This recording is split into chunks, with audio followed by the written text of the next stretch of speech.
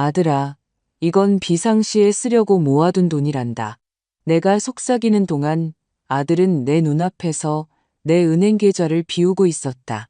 이것이 수많은 비극의 시작에 불과했다는 것을 깨달았을 때는 이미 너무 늦었다. 나는 어머니는 평생을 가는 존재라고 믿었지만 그것이 내 아들에게 수년간 도둑질을 당하는 것을 의미할 줄은 꿈에도 몰랐다. 아들은 모든 것을 책임지겠다고 말하며 미소 지었지만 그가 유일하게 신경 쓴 것은 자기 것이 아닌 돈뿐이었다. 내 인생을 영원히 바꿔놓은 그 말을 들은 것은 어느 평범한 화요일 오후였다. 37살인 내 아들 지훈이는 내가 방금 타준 커피를 마시며 부엌 식탁에 앉아 있었다. 창문으로 들어오는 햇살이 그의 관자놀이에 난 첫 흰머리를 비추고 있었다. 그건 65살인 나 그의 어머니에게서 물려받은 것이었다. 어머니, 지훈이는 무언가를 원할 때 항상 사용하던 차분하고 절제된 목소리로 말했다. 생각해봤는데요. 다음 연금부터는 어머니 돈을 전부 제 계좌로 이체하는 게 좋겠어요. 제가 전부 관리해드릴게요. 내 찻잔이 허공에서 멈췄다. 나는 방금 들은 말을 이해하려 했으며 아들을 쳐다보았다. 그것은 질문도 제안도 아니었다. 이미 모든 것이 결정된 듯한 선언이었다.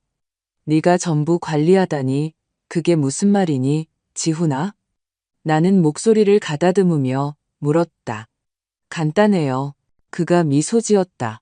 어릴 때 나를 설득하고 싶을 때 짓던 바로 그 미소였다. 이제 65이시잖아요. 평생 일하셨고요. 이제 쉬셔야죠. 공과금, 청구서, 재정관리 같은 건 걱정하지 마세요. 제가 다 알아서 할게요. 나는 천천히 찻잔을 내려놓았다. 40년간 국립병원 간호사로 일하며 지훈이가 3살 때 남편이 우리를 버리고 떠난 후 홀로 아들을 키웠다. 40년간 가능한 모든 돈을 아꼈고 너무 작은 아파트에 살았으며 오시해질 때까지 입었다. 모든 것은 내 아들이 내가 결코 갖지 못했던 것들을 갖게 하기 위함이었다. 양질의 교육, 좋은 옷, 내가 겪었던 결핍 없는 삶. 글쎄다 아들아, 난 항상 내 돈은 내가 관리해왔는데. 바로 그거예요, 어머니. 항상 너무 애쓰셨잖아요. 이제 쉬실 때가 된 거예요. 아들은 내 손 위에 자기 손을 얹으며 재촉했다. 제가 이걸 맡게 해주세요. 어머니가 저를 위해 해주신 모든 것에 비하면 이건 아무것도 아니에요. 그의 말은 아름답게, 어쩌면 진심으로 들렸지만 내 안에 작고 희미한 목소리가 경고를 외치고 있었다. 왜 지금? 왜 전부다? 내 연금이 많지는 않았지만 수년에 걸쳐 꽤 많은 돈을 모았다. 작지만 아늑한 내 집도 있었고 약간의 저축도 있었다. 생각해 볼게. 나는 마침내 대답했다. 생각할 게 뭐 있어요, 어머니. 그가 말했다. 그리고 순간 그의 얼굴에 짜증이 스쳐 지나갔다가 다시 미소가 돌아왔다. 어머니를 위한 거예요. 저를 믿으세요. 지훈이는 그날 오후 내게 그의 계좌로 무제한 접근 권한을 부여하는 은행 서류가 든 봉투를 남기고 떠났다. 나는 무거운 의심에 찬 마음으로 몇 시간 동안 그 서류들을 바라보았다. 그때부터 사소한 것들이 기억나기 시작했다. 내 연금의 4배를 버는 지훈이가 아내와 함께 매주 금요일 저녁을 먹으러 올 때 아무것도 가져오지 않았던 것. 지난 몇 년간 여러 번 돈을 빌려가고 한 번도 갚지 않았던 것. 2년 전에 산 그의 집에 있는 비싼 가구들이 그의 월급만으로는 살 수 없다는 것을 내가 알고 있었다는 것. 그날 밤 나는 전에 한 번도 해본 적 없는 일을 했다. 지난 6개월간의 모든 은행 거래 내역서를 꺼내 한 줄 한 줄 분석하기 시작했다. 그리고 거기에 있었다. 내가 병원에서 일하던 어느 날 서울 반대편 지점에서 인출된 180만 원. 내가 결코 한 적 없는 인출이었다. 나는 계속 찾았고 심장이 빠르게 뛰었다. 2달 전 또 다른 의문의 인출. 내가 모르는 계좌로의 이체. 떨리는 손으로 지갑을 잡았다. 내 체크카드는 언제나처럼 그 자리에 있었다. 그때 3개월 전 지훈이가 내가 샤워하는 동안 잠시 내 가방을 빌려달라고 했던 것이 기억났다. 내가 적어둔 처방전을 확인해야 한다고 했다. 현실이 위장에 주먹을 날리는 것처럼 나를 쳤다. 내 아들이 나를 도둑질하고 있었다. 다음 날 아침 은행이 문을 열자마자 찾아갔다. 지훈이보다 나이가 많지 않아 보이는 젊은 지점장은 내가 상황을 설명하자 동정과 불편함이 섞인 눈으로 나를 바라보았다. 박선희 여사님, 이런 일은 생각보다 자주 일어납니다. 그녀가 낮은 목소리로 말했다. 가족 간의 금융사기는 매우 흔해요. 특히 노인분들을 상대로요. 정식으로 신고하시겠어요? 내 아들을 상대로 정식 신고를? 열이 나는 밤에 내가 안아주었던 아이. 내가 슈퍼히어로 의상을 꿰매주었던 아이. 세상의 부당함으로부터 내가 맹렬히 지켜주었던 그 아이를 나는 목구멍에 걸린 덩어리를 삼키며 대답하지 못했다. 지금은 그냥 모든 비밀번호를 바꾸고 새 카드를 신청하고 싶습니다. 나는 망설였다. 그리고 제 이름으로 된 다른 계좌나 대출이 있는지 확인하고 싶습니다. 조사 결과 내가 가장 두려워하던 것이 드러났다. 내가 신청한 적 없는 신용카드에 750만 원의 빚이 있었다. 내 주소가 아닌 곳. 바로 지훈이의 집 주소로 된 공과금 계좌가 있었다. 그리고 최악은 1년 전에 내 이름으로 신청된 500만 원의 대출이 내 신용기록을 심각하게 훼손하고 있었다는 것이다. 나는 그날 아침 10년은 늙은 기분으로 은행을 나섰다.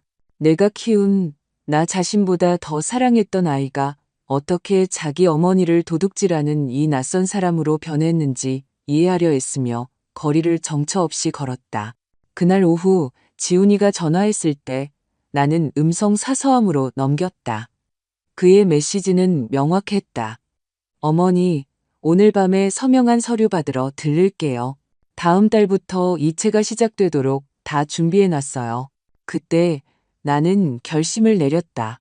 남은 하루 동안 이삿짐센터와 은행 지점장이 추천해준 변호사, 그리고 마지막으로 부동산 중개업소에 전화를 걸었다. 다음 날 아침 지훈이가 결코 놓치지 않던 금요일 저녁 식사를 하러 내 집에 도착했을 때 결국 공짜 집밥이었으니까 그를 놀라게 한 것은 바로 나였다. 집은 완전히 비어 있었다. 지훈이는 거실 문 앞에 서서 믿을 수 없다는 표정으로 얼어붙었다. 그의 아내 유진은 그의 어깨 너머로 동그래진 눈으로 엿보고 있었다. 어머니, 무슨 일이에요? 가구는 어디 갔어요? 텔레비전은요? 그의 목소리는 걱정과 비난 사이를 오갔다. 나는 집에 남은 유일한 의자, 텅 빈 거실 중앙에 전략적으로 놓인 부엌 의자에 앉아 있었다. 나는 오랫동안 진심으로 웃지 못했던 미소를 차분하게 지었다. 팔았어. 나는 간단하게 대답했다. 파셨다고요? 파셨다니 무슨 말이에요? 왜요? 지훈이는 가구가 어딘가에 숨겨져 있기라도 한 것처럼 주위를 둘러보며 거실로 들어왔다. 돈이 필요했어. 나는 목소리를 안정적으로 유지하며 설명했다. 네가 내 재정을 관리할 거라면 내가 먼저 쓸 돈을 좀 확보해 두는 게 좋겠다고 생각했지. 그의 얼굴에 떠오른 혼란은 금세 분노로 바뀌었다. 내가 그에게서 한 번도 본 적 없는 종류의 분노였다. 날 것 그대로의 통제되지 않은 무서운 분노. 순간 나는 내 아들이 두려웠다. 미치셨어요? 그가 소리쳤다. 우리가 저녁 먹으러 와서 어떻게 텔레비전을 봐요? 우리가 여기서 어떻게 편하게 있겠어요? 그 말은 한 줄기 명료한 빛과 같았다. 우리가 여기서 어떻게 편하게 있겠냐고? 어머니가 어떻게 편하게 지내실까요? 가 아니었다. 그것은 그들의 편안함에 대한 것이지 내 것이 아니었다. 내 집, 내 소유물은 오직 그들의 편의를 위해 존재했던 것이다. 유진이 다가왔다. 그녀의 하이힐이 이제 드러난 나무 바닥을 두드렸다. 어머님, 이건 말도 안 돼요. 저희는 매주 금요일마다 어머님 외로우실까봐 괜찮으신지 보러 오는데 이렇게 갚으시는 거예요? 이기적이라는 말하지 않은 단어가 우리 사이에 떠다녔다. 나 지훈이가 모든 것을 가질 수 있도록 자신의 삶을 포기한 여자. 37년 동안 그의 필요를 자신의 것보다 우선시했던 여자. 그의 대학 등록금을 내기 위해 이중 교대 근무를 했던 여자. 이기적이라고. 저녁은 준비 안 됐어. 내가 차분하게 말했다. 사실 오늘은 저녁 없어. 배고프면 다른 데 가서 먹으렴. 이어진 침묵은 무거웠다. 지훈이는 나를 마치 낯선 사람처럼 쳐다보았다. 그리고 어쩌면 나는 정말 낯선 사람이었을지도 모른다. 그가 결코 알지 못했던 나 자신도 이제 막 알아가기 시작한 나의 모습. 지금 하시는 행동을 신중하게 생각하셔야 할 거예요. 지훈이가 마침내 차갑고 계산적인 목소리로 말했다. 어머니 나이에 혼자 진심으로 걱정해주는 가족도 없이 지내면 아주 안 좋게 끝날 수 있어요. 어머니한테는 제가 전부예요. 그걸 기억하셔야 해요. 위협은 어설프게 감춰져 있었지만 나를 두렵게 하는 대신 내가 이미 의심했던 것을 확인시켜 주었을 뿐이다. 이 사람은 더 이상 내가 키운 아이가 아니었다. 그는 자신의 어머니를 착취할 자원, 편의, 은행 계좌로 보는 남자였다. 그들은 문을 쾅 닫고 나갔다. 나는 차가 굉음을 내며 시동을 거는 소리를 들었고 마침내 혼자가 되자 내가 참고 있는 줄도 몰랐던 긴 숨을 내쉬었다. 그 절대적인 침묵의 순간 가구는 비었지만 추억으로 가득 찬 집에서 나는 내가 얼마나 깊이 배신당했는지 이해하기 시작했다. 그것은 단지 돈 문제가 아니었다. 그것은 신뢰, 사랑, 어머니와 아들 사이의 신성한 관계에 대한 것이었다. 그 다음 주 지훈이는 여러 번 전화를 걸어왔다. 나는 모든 전화를 무시했다. 대신 내가 상담했던 변호사의 조언을 따랐다. 먼저 모든 것을 문서화했다. 승인되지 않은 모든 인출, 사기성 계좌, 내 동의 없이 빼돌려진 모든 돈. 총액은 나를 숨막히게 했다. 3년간 200만 원. 누군가에게는 큰 돈이 아닐 수도 있지만 나에게는 수년간의 신중한 저축, 매일의 희생, 모든 것을 가질 수 없었기에 필요 사이에서 선택해야 했던 시간들을 의미했다. 증거를 정리하면서 나와 지훈이의 역사를 되짚어 보았다.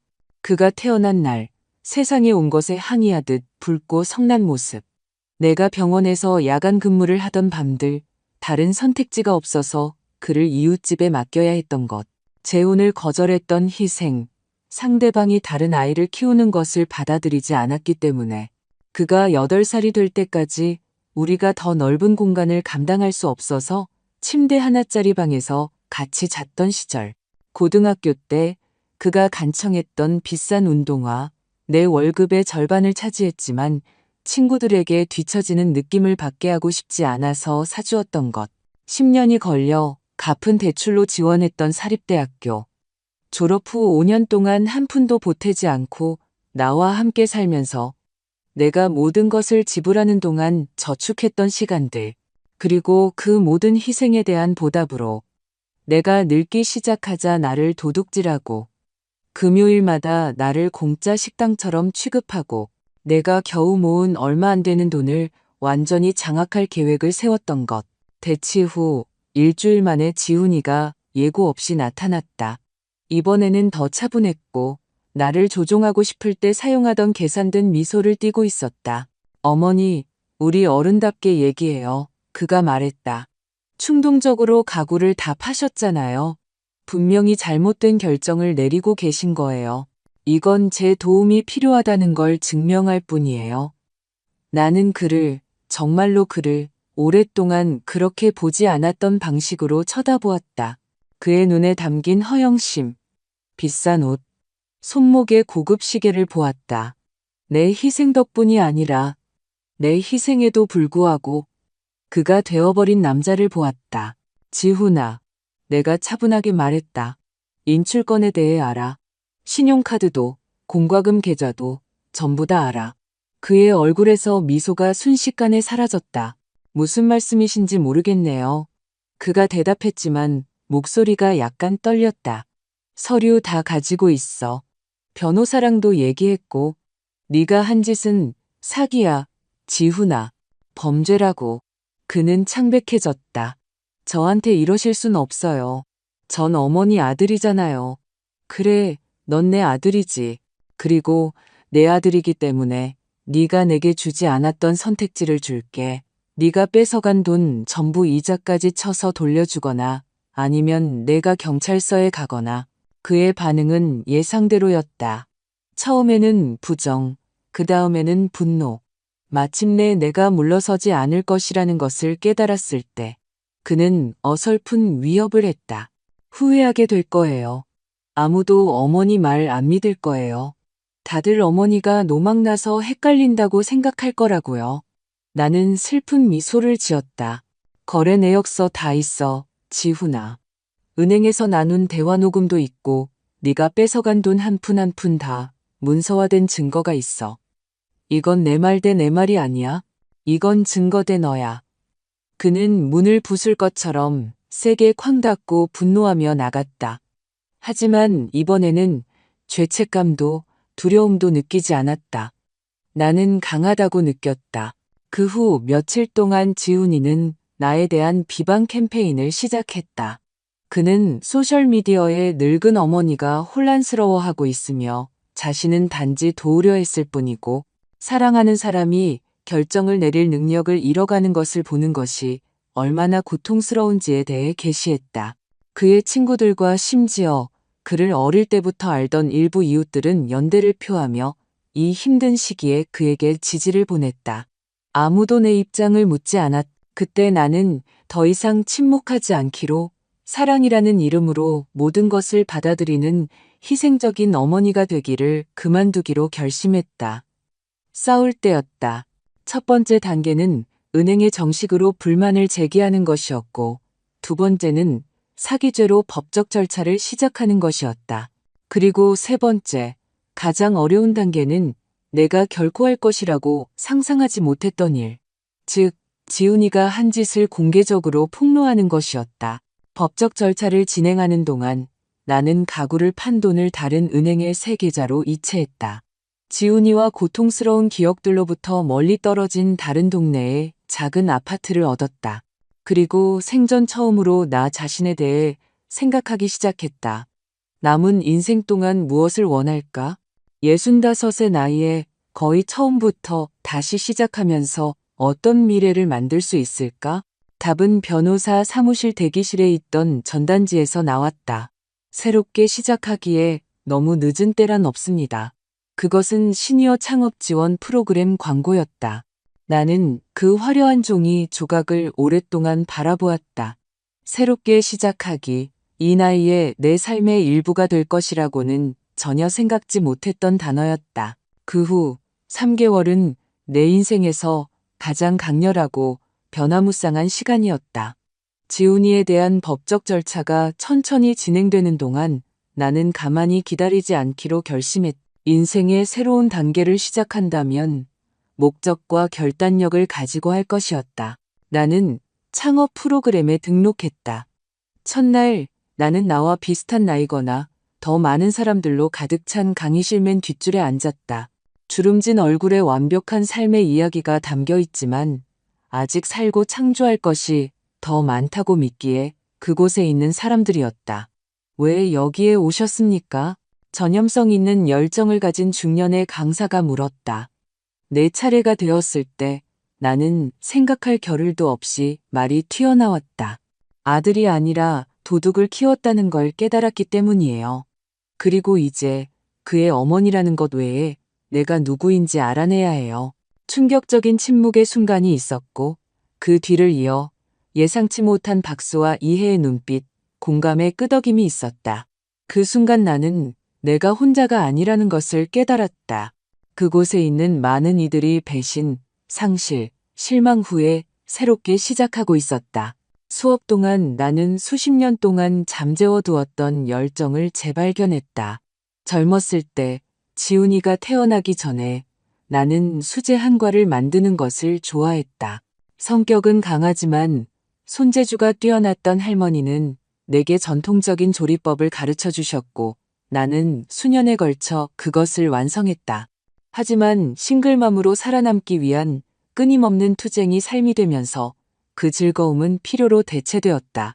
강사들과 동료들의 격려에 힘입어 나는 다시 한과를 만들기 시작했다. 처음에는 수업에서 나누어 먹기 위해, 그 다음에는 작은 주문을 받기 시작했다. 내 손에서 나온 약과 여러 종류의 떡, 강정은 단순한 디저트 이상이었다. 그것은 독립선언이었다. 아무리 작은 판매라도 그것은 전적으로 내 것이었다. 지훈이가 내 기술, 창의력, 노력에서 나온 것이기에 빼앗아 갈 수 없는 무언가를 상징했다. 한편 법적 절차는 지훈이의 배신에 더 많은 층을 드러냈다. 변호사는 그가 내 동의 없이 내 이름을 보증인으로 사용하여 집을 리모델링하는 대출을 받았고, 내 이름으로 등록된 카드로 온라인 쇼핑을 했으며, 내가 상상조차 할 수 없었던 방식으로 체계적으로 내 신뢰를 악용했다는 사실을 밝혀냈다.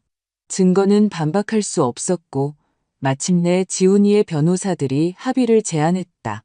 그는 내가 빼앗긴 200만 원의 정신적 피해 보상금 0만 원을 더해 돌려주고, 공개적으로 자신의 잘못을 인정하여 내 이름과 신용 기록을 깨끗하게 하기로 했다. 그 소식을 들었을 때 나는 대량으로 한과를 만들기 위해 빌린 공동 주방에 있었다. 내 손은 밀가루로 뒤덮여 있었고 계피와 생강향이 공기를 가득 채우고 있었다. 나는 안도감과 슬픔이 뒤섞인 감정을 느꼈다. 정의가 실현될 것이라는 안도감, 그리고 어떤 금전적 가치로도 어머니와 아들 사이에 깨진 유대를 회복할 수 없다는 슬픔. 합의서에 서명하기 전날 밤, 나는 지훈이에게서 전화를 받았다. 몇 주 동안 그의 연락 시도를 무시한 후 나는 받기로 결심했다. 그의 목소리는 평소의 오만함 없이 더 낮고 다르게 들렸다. 어머니, 내일 전에 우리 둘만 얘기 좀 할 수 있을까요? 나는 망설였다. 내 마음 한구석에서는 그가 진심으로 뉘우치고 있다고 믿고 싶었다. 내가 키운 모든 것에도 불구하고 사랑했던 아들이 나를 배신한 그 남자 안에 아직 어딘가에 남아있다고. 무슨 얘기 말이니, 지훈아? 우리에 대해서요. 다시 시작하는 거요. 제가 끔찍한 짓을 한 거 알아요. 하지만 어머니는 제 어머니시잖아요. 언제나 우리는 있는 거 아니에요? 나는 눈을 감고 그 말의 무게를 느꼈다. 거의 40년 동안 우리는 내 필요가 그의 것보다 뒤에 있다는 것을, 내 꿈은 기다릴 수 있다는 것을, 내 삶이 그의 삶에 종속되어 존재한다는 것을 의미했다. 아니, 지훈아, 나는 마침내 대답했다. 더 이상 우리는 없어. 자신의 선택에 대한 결과를 감당해야 하는 네가 있고, 마침내 나 자신을 위해 사는 법을 배우고 있는 내가 있을 뿐이야. 그는 항의하고 애원하고 언제나 그랬듯이 조종하려 들기 시작했지만 내 안에 무언가가 변해 있었다. 그의 말은 더 이상 내 마음이나 결정에 힘을 갖지 못했다. 내일 변호사 사무실에서 보자. 잘 자라, 지훈아. 나는 전화를 끊고 다시 약과 반죽을 빚기 시작했다. 반죽을 밀고 완벽한 모양으로 자르고 달콤한 조청을 준비하는 모든 체계적인 움직임은 하나의 긍정이었다.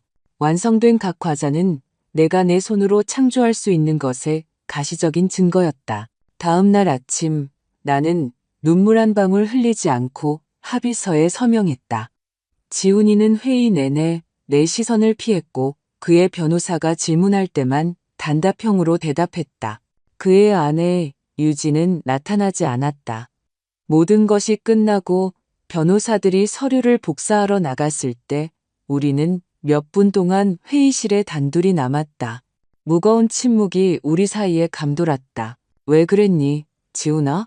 나는 마침내 분노나 비난이 아닌 순수한 호기심으로 물었다. 넌 좋은 직업도 예쁜 집도 있었잖아. 왜 내 어머니를 도둑질한 거니? 그는 아래를 내려다보며 완벽하게 손질된 머리를 쓸어 넘겼다. 모르겠어요. 그가 중얼거렸다. 처음에는 그냥 한 번이었어요. 집 계약금 잔금을 치러야 했는데 돈이 부족했거든요. 나중에 갚으려고 했는데 그러다 쉬워졌어요. 어머니는 묻지도 확인하지도 않으셨으니까요. 그 대답의 잔인한 단순함이 뺨을 맞는 것처럼 나를 쳤다. 나는 묻지도 확인하지도 않았다. 왜냐하면 나는 그를 무조건적으로 신뢰했기 때문에, 내 아들이었기 때문에. 그리고 금요일 저녁은 나와 시간 보내는 걸 좋아하지도 않으면서 왜 매주 왔니? 그는 어깨를 으쓱했다. 그 무심한 제스처는 내가 알아야 할 모든 것을 말해주었다. 편리했고 공짜였고 나를 위한 것이 아니라 그에게 이로운 습관이었다. 그날 상당한 액수의 수표와 내 이름이 깨끗해질 것이라는 약속을 가지고 사무실을 나왔을 때 나는 기대했던 승리감을 느끼지 못했다. 하지만 그만큼 강력한 다른 것, 즉 자유를 느꼈다. 실망의 무게, 배신, 헛된 희망으로부터의 자유. 그 후 몇 달 동안 내 작은 수제안과 사업은 내 기대를 훨씬 뛰어넘어 성장했다. 나는 지역 장터에서 판매를 시작했고 그 다음에는 동네 카페에 납품했다. 소셜미디어 페이지를 만들었는데 놀랍게도 빠르게 팔로워가 늘었다. 특히 한 지역 인플루언서가 내 약과를 맛보고 도시 최고라고 선언한 후에는 더욱 그랬다. 합의금과 한과 사업에 늘어나는 수익으로 나는 바다 근처 조용한 동네에 작은 아파트를 살 수 있었다. 호화롭지는 않았지만 완전히 내 것이었다. 나는 항상 사용하고 싶었지만 허락하지 않았던 생생한 색상의 단순하지만 아늑한 가구로 집을 꾸몄고 내 새로운 직업에 필요한 모든 것을 갖춘 주방을 만들었다. 지훈이는 합의 이후 몇 번 연락을 시도했다. 내 생일에는 선물을 보냈고 크리스마스와 새해에는 메시지를 보냈다. 나는 명확하고 넘을 수 없는 경계를 유지하며 정중하지만 거리감 있게 답했다. 일부 친구들과 친척들은 거리를 두려는 내 결정을 이해하지 못했다. 그래도 내 아들이잖아. 그들은 놀라워하며 말했다. 가족은 영원한 거야. 나는 그저 미소 지으며 대답했다. 네, 제 아들이고 언제나 그럴 거예요. 하지만 사랑이 학대를 허용하는 것을 의미하지는 않아요. 사랑에는 존중과 한계도 포함되죠. 어느 일요일 오후 한 고객의 결혼식 특별 주문을 준비하고 있을 때 예상치 못한 방문객을 맞았다. 유진이었다. 지훈이 없이 내 소박한 아파트 건물에 있는 그녀의 우아한 옷차림이 어색하고 어울리지 않아 보였다. 들어가도 될까요? 그녀는 내가 기억하는 오만한 말투 없이 물었다. 나는 망설였지만 호기심이 더 컸다. 나는 그녀를 거실로 안내하고 커피를 권했지만 그녀는 거절했다. 알고 계셔야 할 것 같아서 왔어요. 그녀는 자신의 손을 내려다보며 시작했다. 지훈 씨와 저 헤어지는 중이에요. 그 소식은 생각만큼 나를 놀라게 하지 않았다. 유감이구나. 나는 해야 할 말처럼 보였기에 대답했다. 유감으로 생각하지 마세요. 그녀는 슬픈 미소를 지었다. 속은 게 저뿐만이 아니라는 걸 알게 됐어요. 다른 여자들, 비밀 계좌, 직장과 돈, 모든 것에 대한 거짓말이 있었어요. 나는 조용히 고개를 끄덕였다. 그 패턴은 익숙했다. 어머님께서 멀리하신 게 옳았다는 걸 알려드리고 싶어서 왔어요. 그녀가 계속했다. 그때는 어머님이 잔인하다고 과장하신다고 생각했지만 이제는 이해해요. 금요일 저녁 식사에 참여했던 나를 이기적이라고 불렀던 사람에게서 받은 그 인정은 내가 필요로 하는지조차 몰랐던 검증을 가져다 주었다. 말해줘서 나는 진심으로 말했다. 떠나기 전 유진은 멈춰서서 내 식탁 위에 준비된 한과 상자들을 보았다. 행복해 보이시네요. 그녀가 말했다. 행복해. 나는 그 말을 하면서 그 말 속의 진실을 깨달으며 대답했다. 65에 상상했던 방식은 아니었지만 행복했다. 그녀가 떠난 후 나는 부엌으로 돌아가 결혼식 답례품 작업을 계속했다. 모든 움직임은 정확했고 모든 과자는 완벽했다. 마치 내가 쌓아 올리고 있는 삶처럼 전통적인 의미에서 완벽하지는 않았지만 나에게는 완벽했다. 밤에 나는 아파트의 작은 발코니에 앉아 멀리서 들려오는 파도 소리를 들으며 차 한 잔과 함께 내 약과 하나를 맛보았다. 하늘이 주황색과 분홍색으로 변하고 첫 별들이 수줍게 나타나는 것을 지켜보았다. 나는 언젠가 아기를 품에 안고 마음의 꿈을 품었던 젊은 어머니였던 나를 생각했다. 희생의 세월, 잠 못 이루던 밤, 지훈이가 모든 것을 가질 수 있도록 거르던 식사들을 생각했다. 그리고 지금의 나, 더 현명하고 더 강하고 마침내 진정으로 자유로운 여자가 된 나를 생각했다. 지훈이와의 합의서에 서명한 지 1년이 지났다. 다시 가을이 찾아와 선선한 바람과 함께 도시의 보도를 따라 춤추는 황금빛 잎사귀들을 가져왔다. 내 작은 한과 사업은 가장 낙관적인 기대를 뛰어넘어 성장했다. 박선희 수제 한과는 더 이상 소셜미디어 페이지나 지역 장터의 가판대가 아니었다. 이제 시내 중심가에 햇살이 들어와 유혹적인 색과 질감으로 가득 찬 진열장을 비추는 커다란 유리창이 있는 나만의 공간을 갖게 되었다. 그 월요일 아침 새로운 약과 반죽을 준비하고 있을 때 문에서 종소리가 울렸다. 손님이 오기에는 너무 이른 시간이었다. 보통 10시에 문을 열었다. 앞치마에 손을 닦고 응대하러 갔다. 놀랍게도 예전 동네의 오랜 이웃인 영희 씨였다. 거의 1년 전 이사한 후로 보지 못했다. 선희 씨, 그녀가 팔을 벌려 안으며 외쳤다. 드디어 찾았네. 가게가 너무 예쁘다. 나는 진심으로 반가워하며 포옹에 화답했다. 영희 씨는 지훈이와의 상황이 공개되었을 때 편을 들지 않은 몇 안 되는 사람 중 한 명이었다. 들어와, 들어와. 나는 그녀를 가게 뒤편의 작은 카페 공간으로 안내했다. 마침 커피 내리던 참인데 한잔 할래? 어제 만든 신선한 약과도 있고 우리가 먹고 마시는 동안 영희 씨는 동네 소식, 공동 이웃에 대한 작은 소문, 예전에 철물점이 있던 자리에 새로 생긴 빵집 이야기를 들려주었다. 그 세계가 동시에 익숙하면서도 멀게 느껴지는 것이 이상했다. 마치 오래전에 본 영화를 희미하게만 기억하는 것처럼. 그리고 지훈이는? 그녀가 마침내 목소리를 약간 낮추며 물었다. 소식 들었어? 나는 고개를 저었다. 연락 안 하고 지내. 나는 솔직하게 대답했다. 유진이한테 듣기로는 이혼 후에 집을 팔았대. 다른 도시로 이사가서 새 직장을 구했다고. 그 외에는 아무것도 몰라. 영희 씨는 이해한다는 듯 고개를 끄덕였다. 자기 아들이랑 연을 끊는 게 힘들었겠어. 내 인생에서 가장 힘든 결정이었지. 나는 보도를 걷는 행인들을 창밖으로 바라보며 인정했다. 하지만 가장 필요한 결정이기도 했어. 때로는 우리 삶에서 해로운 사람들을 제거해야 해. 그들이 가족일 때조차도. 아니, 특히 가족일 때 더 그렇지. 상처가 더 크니까. 달라 보여. 선희 씨. 영희 씨가 말했다. 더 가벼워 보이고 더 자신감 있어 보여. 나는 그 말 속의 진실을 인정하며 미소 지었다. 마침내 내가 남은 음식 이상의 가치가 있다는 걸 깨달았기 때문이야. 평생 나를 뒷전으로 미루고 살았어. 처음에는 필요 때문이었지. 혼자 아들을 키우는 건 선택의 여지가 없었으니까. 그 다음엔 습관이 됐고 그러다 덫이 되어버렸어. 덫이라니? 그래.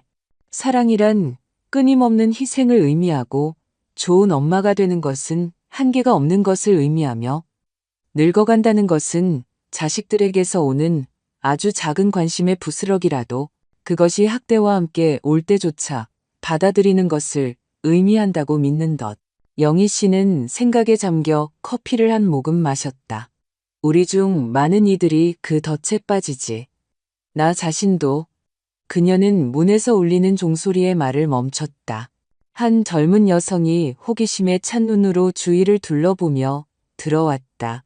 실례지만 손님을 좀 봐야겠어. 나는 일어섰다. 그 고객은 결혼식 답례품을 찾는 예비 신부였다. 맛과 수량에 대해 이야기하는 동안 나는 영희 씨가 미소를 지으며 나를 지켜보고 있는 것을 알아차렸다. 주문 확인서를 가지고 다시 오겠다고 약속하고 고객이 떠나자 영희 씨가 다가왔다. 세상에서 내 자리를 찾았구나. 그녀가 말했다. 그것은 질문이 아니었다. 찾았지. 나는 확인했다. 66에 누가 알았겠어? 영희 씨가 떠난 후 나는 주방으로 돌아가 그날 팔 과자들을 계속 준비했다. 모든 움직임은 이제 거의 명상에 가까울 정도로 익숙했다. 일하면서 지난 1년의 여정을 되돌아보았다. 쉽지 않았다. 가슴에 구멍이 뚫린 것처럼 지훈이의 부재를 느끼며 울면서 깬 밤도 있었다. 거의 전화를 걸 뻔하고 어떻게든 평화를 유지하려는 오랜 필요에 거의 굴복할 뻔한 순간들도 있었다. 내가 너무 가혹하게 구는 건 아닌지 또 다른 기회를 줘야 하는 건 아닌지 자문했던 날들도 있었다. 하지만 그럴 때마다 은행 거래 내역서, 사기 계좌, 내 재정을 완전히 장악하려 했던 그의 차가운 계산, 그리고 결단력이 되살아났다. 합의 후 첫 달이 가장 힘들었다. 돈의 일부를 사용하여 공동주방의 공간을 빌려 일주일에 3번 한과를 생산했다. 처음 몇 주 동안은 지출보다 적게 팔았다. 끔찍한 실수를 저질렀다고 다시 시작하기에는 너무 늙었다고 생각하기까지 했다. 나에게 필요한 관점을 제시해 준 것은 공동 주방을 사용하여 장아찌를 만드는 80세의 최 여사님이었다. 선희 씨, 나이가 몇이야? 65이요. 그녀는 코끝에 걸친 안경을 고쳤으며 콧방귀를 뀌었다. 앞으로 20년, 30년은 더 살 수 있어. 그 시간 동안 잃어버린 것을 한탄하며 보낼 거야? 아니면 새로운 것을 만들 거야? 그녀의 직설적이고 감상적이지 않은 말은 내가 꼭 들어야 했던 것이었다. 그 다음 주 나는 더 나은 포장에 투자하고 명함을 만들고 내 작업을 더 적극적으로 홍보하기 시작했다. 전환점은 시내의 매력적인 카페 주인인 지영 씨가 내 약과를 맛보았을 때 찾아왔다. 그녀는 자신의 가게에 주문을 했을 뿐만 아니라 지역 음식 축제에 참여하도록 나를 초대했다. 그곳에서 내 한과가 더 많은 사람들의 주목을 받았고 앞서 언급한 지역 인플루언서가 자신의 팔로워들에게 홍보하면서 주문이 쇄도하기 시작했다. 처음에는 일주일에 몇 건, 그 다음에는 하루에 여러 건. 6개월 만에 나는 나만의 공간, 지금은 나의 성역이자 생계수단이 된 이 작은 가게를 빌릴 수 있었다. 문의 종소리가 나를 현재로 되돌려 놓았다. 더 많은 손님들이 도착했다. 아침은 오후로, 오후는 초저녁으로 바뀌는 것을 미처 깨닫지 못했다. 마침내 영업 중 팻말을 마감으로 돌렸을 때 나는 생산적인 하루의 기분 좋은 피로를 느꼈다. 매일 그랬듯이 걸어서 집으로 돌아갔다. 내 아파트는 가게에서 15분 거리에 있었는데 다리를 뻗고 생각을 정리하기에 완벽한 거리였다. 길은 노인들이 장기를 두고 아이들이 부모와 조부모의 감독 아래 노는 작은 광장을 지나갔다. 때때로 그 가족들을 보면서 슬픔이 스며들었다. 언젠가 손주를 갖게 될지, 지훈이가 자신의 가정을 꾸릴지, 언젠가 우리가 화해할지 궁금했다. 하지만 그러다 인생은 대본을 따르지 않으며 때로는 우리가 자신을 위해 상상하는 이야기가 다시 쓰여야 한다는 것을 기억했다. 항상 해피엔딩이 동화처럼 되는 것은 아니었다. 내 해피엔딩은 지금 조금씩 하루하루 쓰여지고 있었다. 그것은 내 한과를 맛보는 손님들의 미소, 공급업체 및 다른 지역 상인들과 맺은 우정, 누구의 기대나 조종을 고려할 필요 없이 크고 작은 결정을 내릴 수 있는 자유에 있었다. 집에 도착했을 때 우편함에서 봉투 하나를 발견했다. 발신인은 없고 내가 즉시 알아볼 수 있는 필체로 내 이름과 주소만 적혀 있었다. 지훈이의 글씨였다. 잠시 동안 나는 건물 입구에 서서 그 봉투를 마치 살아있고 잠재적으로 위험한 것처럼 쳐다보았다. 내 마음 한구석에서는 읽지 않고 찢어버리고 싶었고 다른 한구석에서는 그에게서 온 소식, 진정한 후회의 신호를 갈망했다. 아파트로 올라가 부엌 식탁 위에 봉투를 놓았다. 차를 끓이고 목욕을 하고 가벼운 식사를 했다. 그 시간 내내 봉투는 마치 조용한 방문객처럼 관심을 기다리며 그곳에 있었다. 마침내 나는 앉아서 그것을 열었다. 안에는 손으로 쓴 편지와 낡은 사진 한 장이 들어 있었다. 갓난아기인 지훈이를 안고 있는 나, 갓 엄마가 된 사람만이 아는 피로와 기쁨이 뒤섞인 채 카메라를 향해 미소 짓고 있는 모습. 편지는 짧았다. 어머니, 용서를 바라지도 답장을 기대하지도 않습니다. 다만 제가 6개월 전부터 심리 상담을 시작했다는 걸 알려드리고 싶었어요. 제가 왜 그랬는지, 왜 저를 위해 가장 많이 희생한 사람에게 상처를 줬는지 이해하려고 노력하고 있습니다.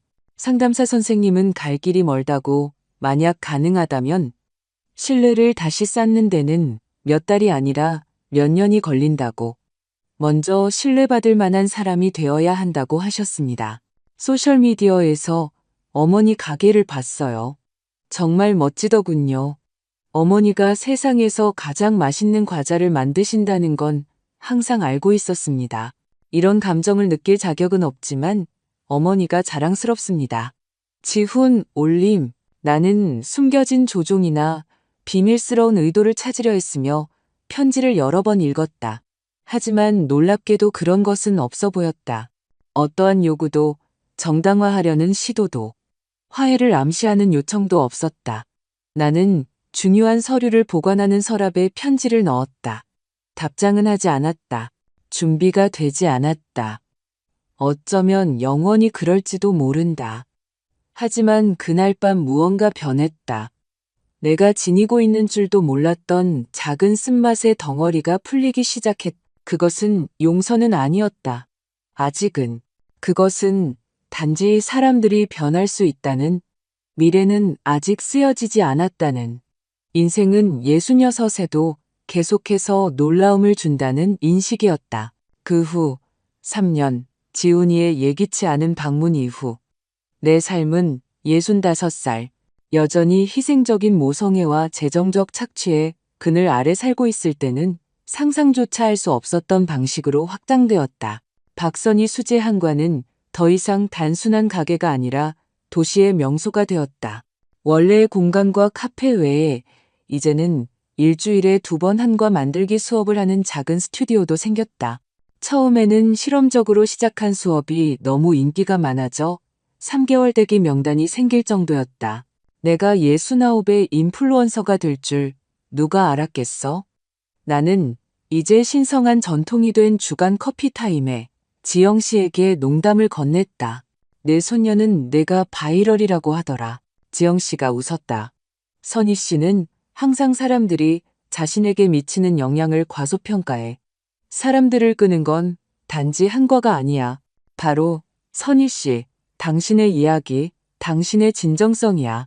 손녀, 그 단어는 여전히 내게 낯설고 멋지게 들렸다. 지훈이와 똑같은 짙은 갈색 눈을 가진 내 살배기 하윤이는 2년 전 아들이 여자친구가 임신했다는 소식을 전하며 내 삶에 들어왔다. 아무것도 바라는 건 아니에요. 전화기 너머로 들려온 목소리는 머뭇거렸다. 그냥 알고 계셔야 할 것 같아서요. 혹시라도 아이의 삶에 어떤 식으로든 일부가 되고 싶으시다면요. 나는 하윤이가 생후 3개월일 때 만나러 갔다.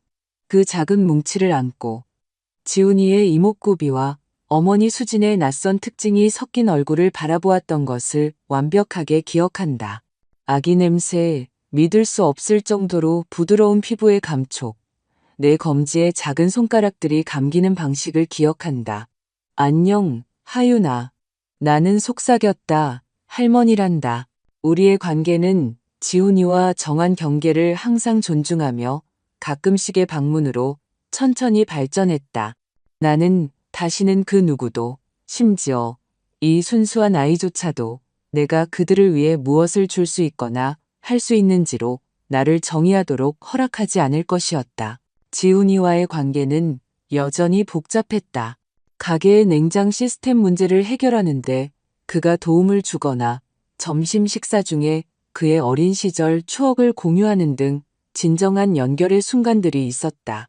그리고 내가 우리의 관계의 새로운 조건을 단호하게 상기시켜야 할 때 오래된 역학관계가 다시 나타나려는 긴장의 순간들도 있었다. 절대 저를 완전히 믿지는 않으실 거죠? 그렇죠?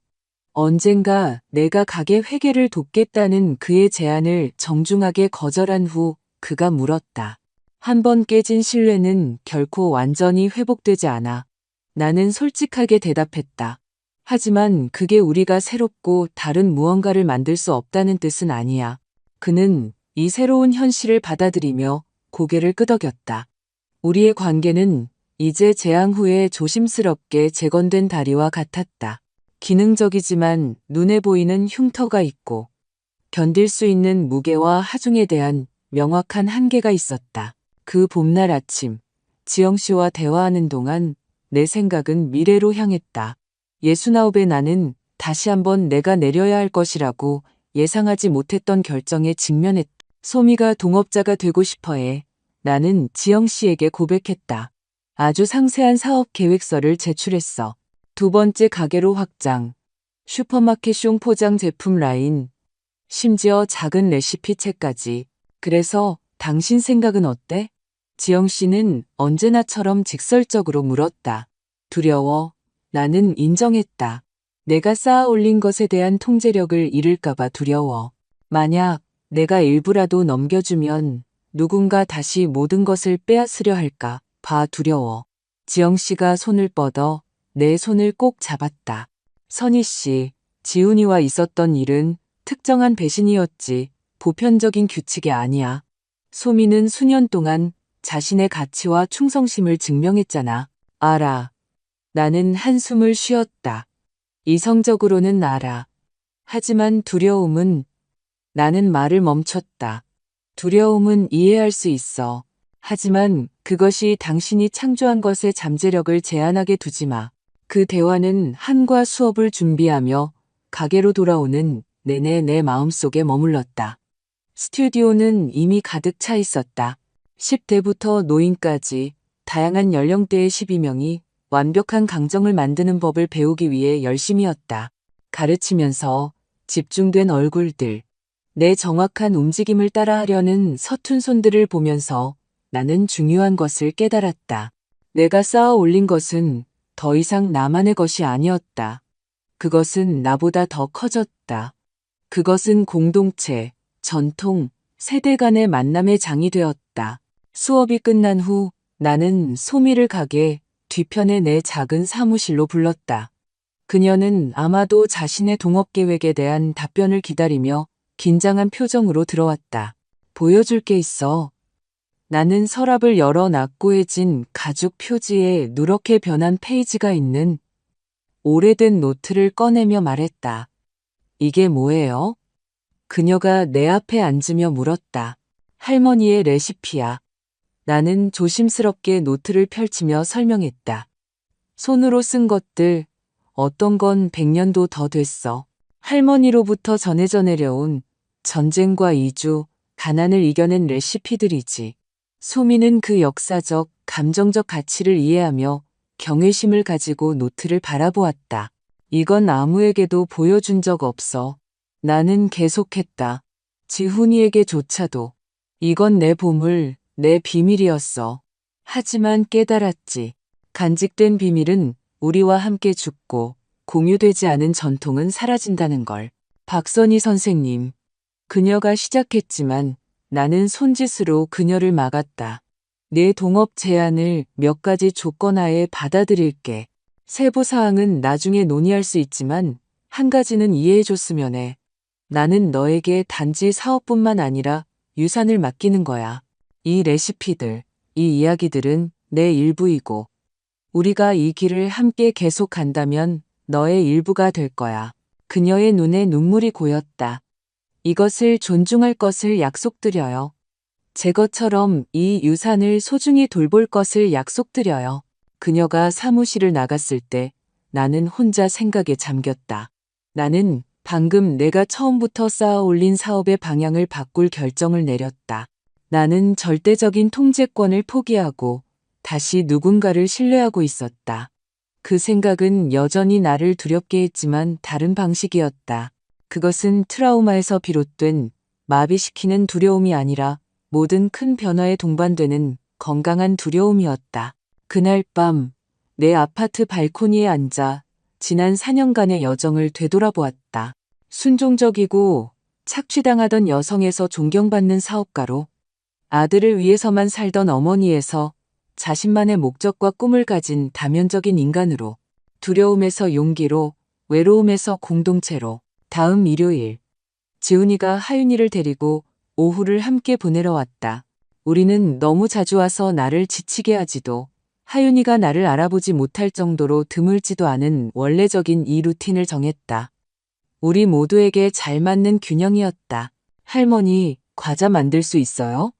하윤이는 도착하자마자 기대에 찬 눈을 반짝이며 물었다. 물론이지, 내 사랑. 오늘은 초콜릿 경단을 만들자. 어때? 우리가 함께 과자를 준비하는 동안 나는 식탁에서, 그녀는 높이를 맞추기 위해 발판 위에서, 지훈이는 부엌 입구에서 지켜보았다. 그의 시선에는 다른 무언가가 있었다. 더 이상 받는 것에 대한 기대가 아니라 목격하는 것의 기쁨이었다. 온종일 할머니 얘기만 해요. 하윤이가 손을 씻으러 갔을 때 그가 말했다. 할머니 과자, 할머니 이야기. 할머니가 제일 좋아하는 사람이래요. 나는 그 말의 따뜻함을 느끼며 미소 지었다. 하윤이도 나한테 아주 특별해. 두 분이 그런 관계를 맺게 되어 기뻐요. 그가 말을 잇기 전에 망설이며 말했다. 우리 관계보다 더 좋은 관계요. 그 솔직함에 나는 놀랐다. 다른 거지. 나는 부드럽게 정정했다. 더 좋거나 나쁜 게 아니라 그냥 다른 거야. 지훈이는 이해하며 고개를 끄덕였다. 이 모든 것 중에서 제가 가장 감명 깊은 게 뭔지 아세요? 그는 내 부엌, 가게, 내 새로운 삶을 아우르는 제스처를 취했다. 성공 그 자체는 아니에요. 물론 그것도 대단하지만요. 대부분의 사람들이 다시 시작하기에는 너무 늦었다고 생각하는 65 이후에 이 모든 것을 이뤄내셨다는 거예요. 진정성 있게 살기에 너무 늦은 때란 없어. 나는 대답했다. 잃어버린 시간은 잃어버린 것이지만 남은 시간은 선물이야. 그는 잠시 그 말에 대해 생각했다. 상담사 선생님도 비슷한 말씀을 하세요. 우리가 바꿀 수 없는 과거를 후회하는 것을 멈추고 아직 우리가 만들 수 있는 미래에 집중해야 한다고요. 네, 상담사 선생님은 현명하신 분 같구나. 나는 미소 지었다. 하윤이가 더 많은 초콜릿을 요구하며 우리의 대화를 중단시켰다. 내가 그녀가 작은 경단공을 손으로 굴리는 것을 돕는 동안 나는 일어나고 있는 일에 더 깊은 의미에 대해 생각했다. 같은 부엌에 세 세대가 있었다. 단지 레시피뿐만 아니라 가치, 근면, 창의성, 독립성, 회복력, 그리고 건강한 경계, 상호 존중, 명확한 기대와 같은 가치들이 전수되고 있었다. 내가 아들에게 가르치지 못했지만 어쩌면 내 손녀에게 심어줄 수 있는 교훈들이었다. 그 다음 주, 소미와 나는 동업계약서에 서명했다. 51%는 나에게, 49%는 그녀에게. 중요한 결정에 대한 나의 최종 통제권을 유지하면서 그녀의 중요한 참여를 인정하는 분할이었다. 내 변호사가 꼼꼼히 검토한 계약서에는 양측을 위한 보호 조항과 점진적인 승계 계획이 포함되어 있었다. 5년 후 모든 것이 잘 되면 추가로 20%를 살 수 있는 옵션을 갖게 될 거야. 서류에 서명하면서 내가 설명했다. 결국 이 가게는 내 것보다 내 것이 더 많아지겠지. 그리고 그게 맞는 거야. 그렇게 되어야 해. 이름은 절대 바꾸지 않을 거예요. 그녀가 약속했다. 선생님께서 은퇴해서 어느 해변가에 계실 때도 언제나 박선희 수제 한과일 거예요. 나는 그 생각에 웃었다. 또 은퇴라고? 아니, 괜찮아. 숟가락을 들 수 없을 때까지 내가 사랑하는 일을 계속하는 게 더 좋아. 하지만 그녀의 말은 씨앗을 심었다. 은퇴에 대한 것이 아니라 수십 년간 생존을 위해 일한 후 이제는 즐거움과 목적을 위해 일하고 있었다. 그것은 더 먼 미래. 내가 더 이상 이곳에 없을 때 남겨질 것에 대한 것이었다. 그 후 몇 주 동안 나는 오랫동안 미뤄왔던 프로젝트를 시작했다. 가족의 모든 전통 레시피를 그 뒤에 숨겨진 이야기와 함께 공식적으로 기록하는 것이었다. 요리 기술뿐만 아니라 추억, 맥락, 그것을 전수한 사람들. 할머니가 교회의 작은 아파트 부엌에서 약과를 만들던 모습. 어머니가 어려운 시절에 동네에서 팔기 위해 강정을 준비하던 모습. 젊고 미숙했던 내가 시행착오를 통해 배우던 모습. 지영 씨는 그 프로젝트를 실제 책으로 만들도록 나를 설득했다. 이건 단순한 레시피 책이 아니야. 그녀가 주장했다. 이건 회고록, 문화사의 한 조각, 여성의 저항에 대한 기록이야. 그 생각은 내게 너무 거창하게 느껴졌지만 씨앗은 심어졌다. 어느 조용한 오후, 책에 포함할 오래된 사진들을 정리하고 있을 때 예상치 못한 전화를 받았다. 4년 전, 지훈이의 무단 인출을 처음 발견했을 때의 은행 지점장인 민정 씨였다. 박선희 여사님, 그녀가 활기찬 목소리로 말했다. 저를 기억하실지 모르겠지만, 물론 기억하죠, 민정 씨. 나는 미소 지으며 말을 끊었다. 제 재정적 독립을 되찾는데 도움을 주신 분을 어떻게 잊겠어요? 그녀가 웃었다. 제가 그런 영향을 미쳤다니 기쁘네요. 사실 좀 특이한 부탁이 있어서 전화드렸어요. 저희가 여성을 위한, 특히 노년층 여성을 위한 금융교육 강연 시리즈를 기획하고 있는데 여사님께서 당신의 이야기를 공유해 주셨으면 해요. 그 제안은 나를 완전히 놀라게 했다. 내가 강연을? 민정 씨, 저는 그냥 한과 만드는 사람이에요. 여사님은 그 이상이세요. 그녀가 단호하게 대답했다. 회복력, 용기, 재창조의 본보기시죠. 여사님의 이야기는 비슷한 상황에 처한 다른 여성들에게 영감을 줄 수 있어요. 금융학대, 가족에 의한 착취, 다시 시작하기에는 너무 늦었다는 느낌. 나는 그녀의 말을 생각하며 침묵했다.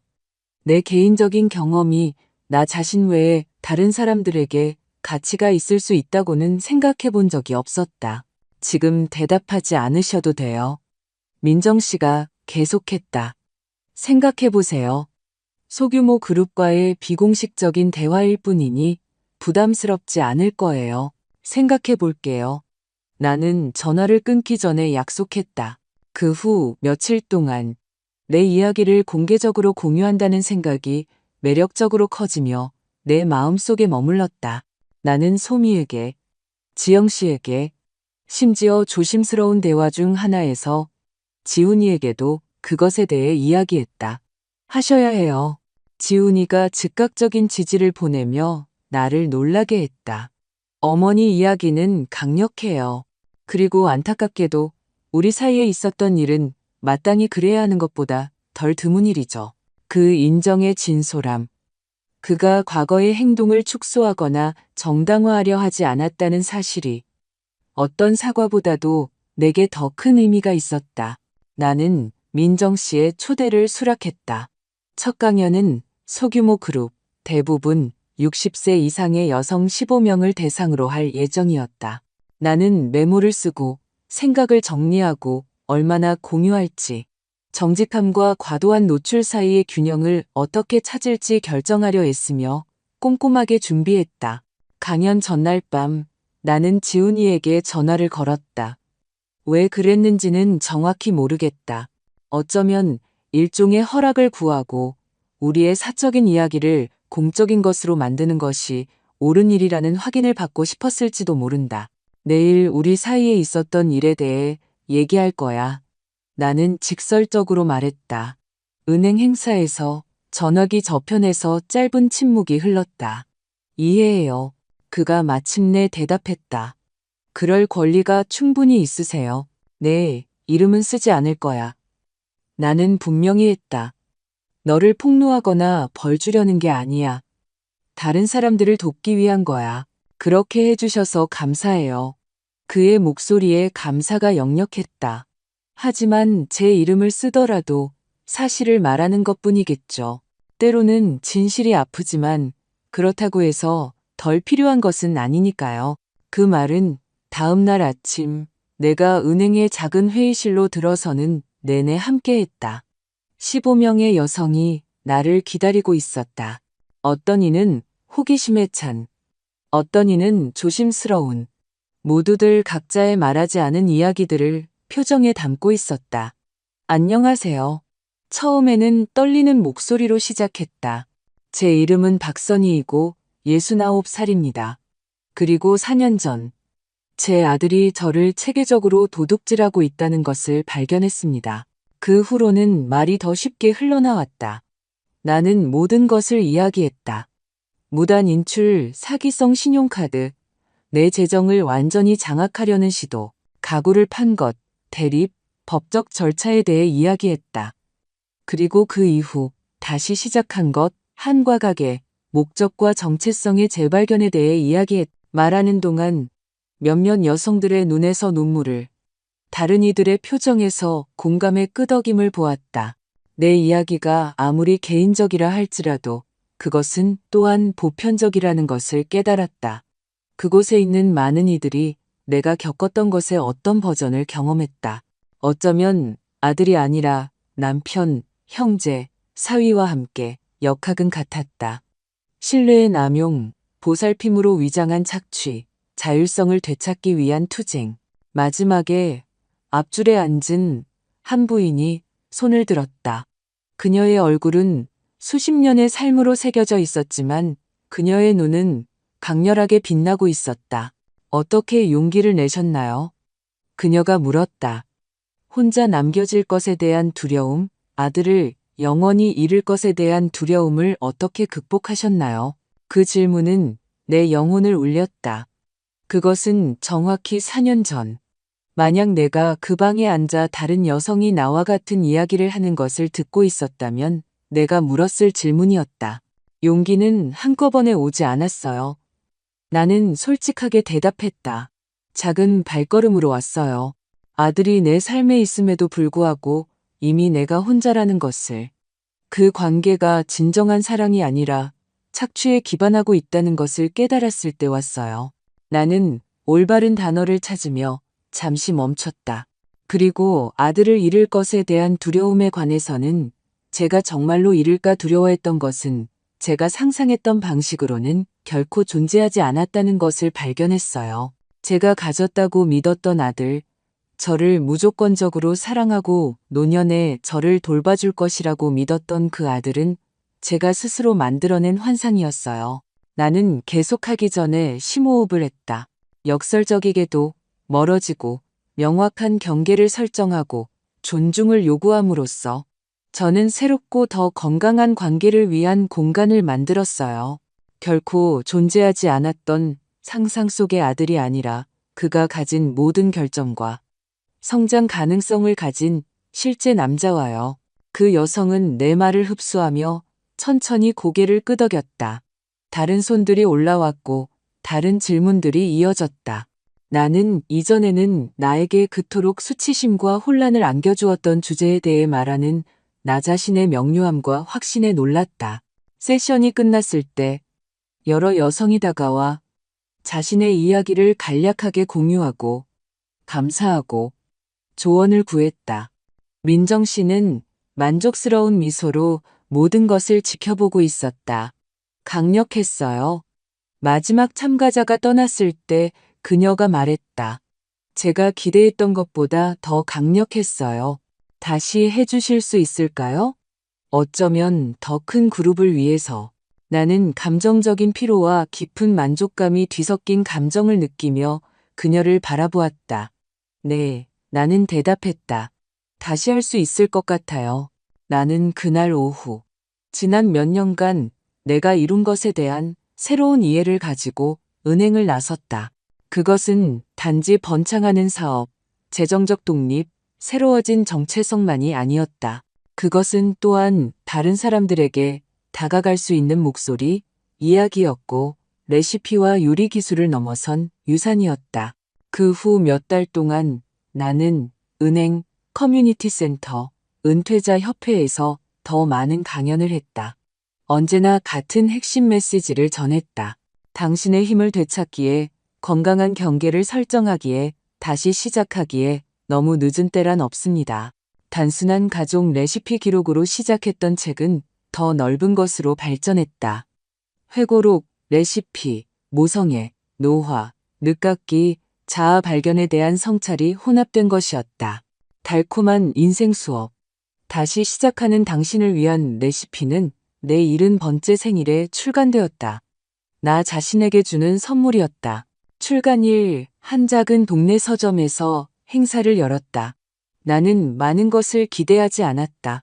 어쩌면 가게의 단골 손님 몇 명, 친구 몇 명, 소미와 직원들. 나는 서점이 완전히 꽉 차고 심지어 보도에서 기다리는 사람들까지 있는 것을 보고 깜짝 놀랐다. 군중 속에서 나는 익숙하고 낯선 얼굴들을 보았다. 지영 씨는 물론 친구가 된 다른 지역 상인들과 함께 있었다. 소미와 가게 직원들은 모두 박선희 수제안과 로고가 밝힌 티셔츠를 입고 있었다. 내 강연에 참석했던 여성들, 어떤 이들은 친구나 가족을 데려왔고, 그리고 저 뒤편에 거의 숨어있다시피 한 지훈이가 있었다. 그의 옆에는 수진이 하윤이의 손을 잡고 있었다. 아들은 참석 여부를 확인해주지 않았고, 그의 예기치 않은 등장은 내가 인정하고 싶었던 것보다 더 나를 감동시켰다. 내 차례가 되어 말할 때 나는 어떻게든 내 이야기의 일부가 된 사람들로 가득 찬 이 방을 둘러보았다. 내가 재건하는 것을 도왔고 내 변화를 목격했으며 나 자신이 의심할 때 나를 믿어준 사람들. 65세 나는 시작했다. 저는 제 인생이 거의 끝났다고 생각했어요.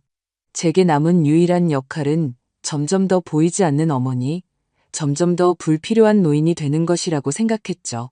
제가 틀렸습니다.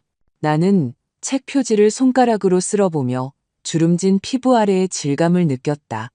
이제는 일, 창조, 사랑, 그리고 고통의 이야기를 담고 있는 손이었. 이 책은 단지 한과에 관한 것이 아닙니다. 물론 맛있지만요. 나는 청중의 웃음을 자아내며 계속했다. 이것은 쓴맛을 단맛으로 바꾸는 것. 우리에게서 빼앗긴 삶의 재료들을 되찾아 새롭고 완전히 우리만의 것을 창조하는 것에 관한 것입니다. 내 시선은 잠시 지훈이의 시선과 마주쳤다. 내 시선에는 비난이 없었고 그의 시선에는 죄책감이 없었다. 단지 우리가 오랫동안 길의 반대편을 걸었지만 공유된 여정에 대한 상호 인정만이 있었다. 때로는 가장 중요한 교훈이 인생의 늦은 시기에 찾아옵니다. 나는 계속했다. 그리고 때로는 가장 큰 배신이 가장 깊은 해방으로 이어질 수 있습니다. 저는 고통에 감사하지는 않지만 그 후에 온 성장에 감사합니다. 하윤이는 내 말의 더 깊은 맥락을 전혀 알지 못한 채 단지 할머니가 축하받는 것을 기뻐하며 방 뒤편에서 열정적으로 고개를 끄덕였다. 나는 미소 지으며 화답했다. 이 책은 유산입니다. 나는 결론 지었다. 단지 제 손녀나 제 가족의 미래 세대를 위한 것만이 아니라 변하고 성장하고 꽃 피우기에는 너무 늦었다고 믿는 모든 사람을 위한 것입니다. 다른 사람들을 위해 수행했던 역할들을 넘어 진정으로 당신이 누구인지 발견하기에 너무 늦은 때란 없습니다. 내가 말을 마쳤을 때 방은 박수 소리로 터져나갔다. 사람들은 내가 책에 사인해 주기를 기다리며 줄을 섰다. 각자 친절한 말 한마디, 공유할 개인적인 이야기, 맺고 싶은 인연이 있었다. 지훈이는 줄이 줄어들 때까지 기다렸다가 다가왔다. 하윤이는 그의 옆에서 깡충깡충 뛰고 있었다. 아름다웠어요, 어머니. 그가 간단하게 말했다. 진심으로 어머니가 자랑스러워요. 그 말은 예전의 조종처럼 들릴 수도 있었지만 그렇지 않았다. 그의 목소리에는 위조할 수 없는 진정성이 있었다. 와줘서 고맙다. 내가 대답했다. 나한테는 큰 의미가 있어. 하윤이는 내 무릎 위로 뛰어오르며 자신의 사인책을 요구했다. 이건 특별한 거란다. 나는 그녀가 더 커서 할머니를 더 잘 알고 싶어 할 때를 위해 개인적인 헌사를 쓰며 말했다. 그날 밤 늦게 모두가 떠난 후 나는 서점 주인과 함께 의자를 정리하며 서점에 혼자 남았다. 그는 행사가 얼마나 성공적이었는지, 출시 행사에서 그렇게 많은 사람들이 감정적으로 몰입하는 것을 거의 보지 못했다고 말했다. 사람들의 마음속 깊은 곳을 건드리셨어요. 그가 말했다. 음식이나 가족 이야기를 넘어서는 무언가를요. 나는 그가 무슨 말을 하는지 이해하며 고개를 끄덕였다. 나는 존엄성, 존중, 자기 결정권을 위한 인간의 보편적인 투쟁, 나이나 환경에 관계없이 다시 시작할 수 있는 가능성을 건드렸던 것이다. 그날 밤, 이제 진정으로 내 것이 된 도시의 별이 빛나는 하늘 아래 집으로 걸어가면서 나는 지난 몇 년간의 여정을 되돌아보았다. 착취당하는 것을 허용했던 여성에서 이제 다른 이들이 해방되도록 영감을 주는 여성으로, 아들을 통해서만 살던 어머니에서 내가 된 복잡하고 다면적인 인간으로, 70살에 내 인생은 한때 두려워했던 것처럼 끝나가는 것이 아니었다. 내가 결코 상상하지 못했던 방식으로 꽃피우고 있었다. 길은 쉽지 않았다. 배신의 고통, 재건을 위한 투쟁, 끊임없는 협상 속에 남아있는 복잡한 관계들. 그 어떤 것도 낭만화되거나 단순화될 수 없었다. 하지만 그 복잡함 속에는 아름다움이 있었고, 흉터에는 지혜가 있었으며 가장 쓴 교훈 속에도 단맛이 있었다. 집에 도착해서 나는 침대 옆 책장에 내 개인적인 책을 꽂았다. 그 옆에는 최근 사진이 있었다. 나, 하윤이, 그리고 지훈이가 가게 부엌에서 모두 앞치마를 두르고 초콜릿이 묻은 웃는 얼굴을 하고 있는 사진. 새로운 기억이 만들어지고 새로운 장이 쓰여지고 있었다. 그것은 동화처럼 완벽한 해피엔딩이 아니었다. 그것은 더 현실적이고 더 가치 있는 것. 끊임없이 다시 시작하는 것. 끊임없는 재창조. 단지 한과의 유산이 아니라 존엄성, 용기, 그리고 마지막 순간까지 내 방식대로 온전히 살아가려는 불굴의 결단의 유산이었다.